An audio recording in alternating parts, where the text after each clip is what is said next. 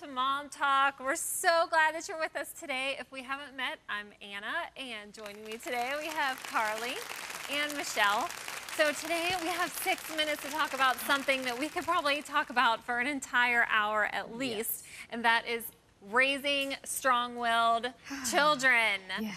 Jesus, help us. Please. Okay, I want to start off by sharing a story that's going to make every mom feel better about themselves. Okay, major mom fail. So my child, who's actually not typically strong-willed, as he's moving into his teen years, is becoming a more strong-willed child. And so the other night, I asked him to simply take out the garbage. Okay. Not a big chore. No.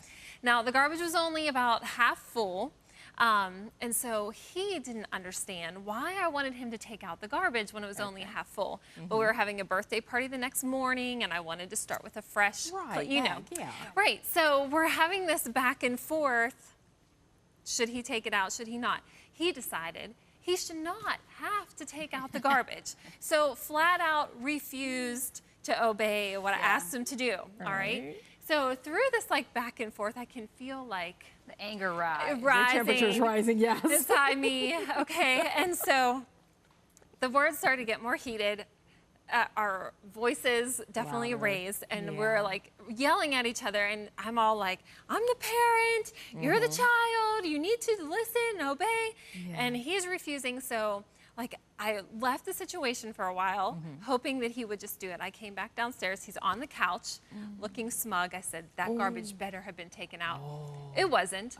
Okay, so then I turned into psycho mom. I picked up the garbage bag and I walked up to his room and I like shook the garbage out.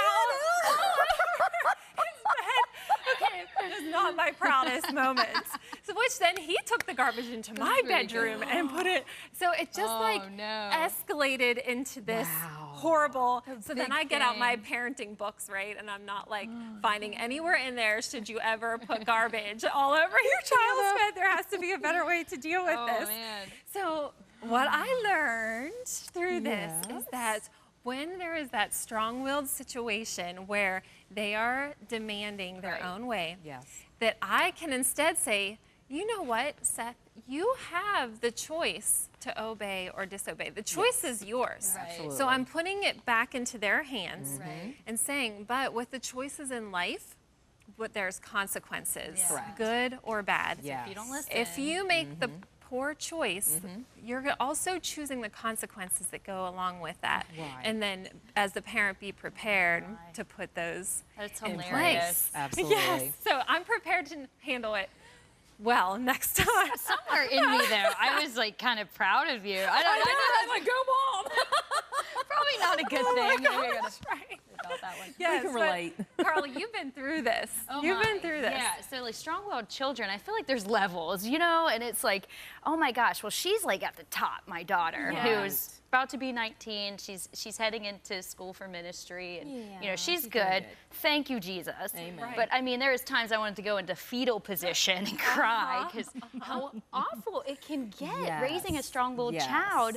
But we know they're the trailblazers. They're their leaders. They're the shakers, the makers, you know. And so it's so important to, as we're leading and guiding and directing our child, that those children need a lot of love deposits. They need a lot of respect shown to them. So when we draw it out, they're full. And also we need to show them how to be sensitive to people, because typically they're not that sensitive child to other people's feelings and needs. We have volunteering's good to get those kind of children into young. And getting that empathy. Is huge. We have to teach that to them. Focused on what they're thinking, what they're feeling. And that child, I like to view it as they feel like they should hold all the dice. And so it's like, why does my mom or dad have all the dice? So we do have to give them some voice, some responsibility, and be there to guide them into with all of the strength that they have. Yes, absolutely. So again, having them own their choices with the guidance of the parents. Absolutely. Absolutely. I know for my daughter, she's 8, so she's way too young to be trying to take charge of things. Attitude age. Absolutely, attitude age. So the funny part is there was this competition that we were doing, and I was in charge of it, and the kids got to go around and pick who they thought should be each role, and it was going to be the role of the family, mother, father, child, brother, sister, that kind of thing. And my daughter was unanimously picked to be the mom. I wonder why. Interesting. Yes, but at the same time, so she's very like, you know, she's very much like me. Like, she's the mom. I see her in control. Let me be just like her. That, you know, usually that doesn't go very well in our household. But the funny thing is that I still try to be that loving, respectful.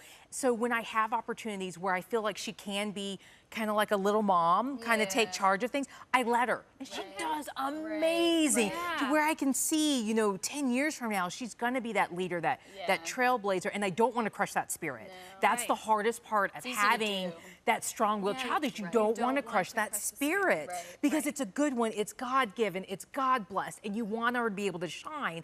But at the same time, we are to guide her, you know, and I've got to lead her in the right way. You know, as a single mom, it's all on me, you know, and I've got to make sure I do it in the right way. Right. Yeah, it's so true.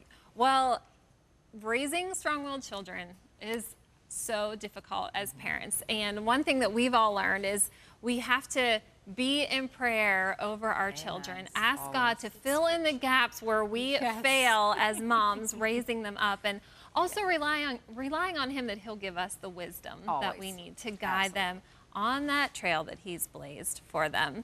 All right, if you want prayer as a mom, if you want prayer for your kids or anything else that's going on in your life, we're going to take a break, but then we're going to come right back with the Real Life team to pray over your requests.